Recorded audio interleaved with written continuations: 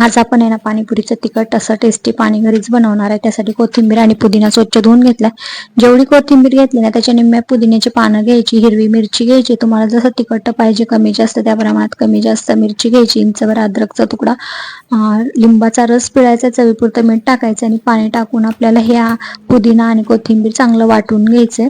बघू शकता हे घट्ट आहे, आपल्याला पाणी पातळ बनवायचं, त्याच्यामध्ये पाणी ओतायचंय. अजून तुम्हाला हवं असेल तर हे गाळून घ्या, चोथावरती राहील. त्याच्यानंतर काळं मीठ टाकायचे, त्याच्यामुळे टेस्ट छान लागते. चवीपुरतं आपलं मीठ. पाणीपुरीचा हा रेडीमेड मसाला आहे, तो मी 2 चमचे टाकलाय. त्याच्यामुळे पाणीपुरी हे पाणी खूप टेस्टी लागतं. जिरा पावडर टाकली, आमचूर पावडर टाकलेली आहे.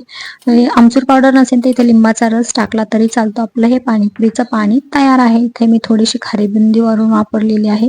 टेस्ट करून बघा, जर थोडंसं मीठ वगैरे कमी असेल तर वरून मीठ टाका आणि टेस्टी असं हे पाणीपुरीचं तिखट पाणी तयार आहे.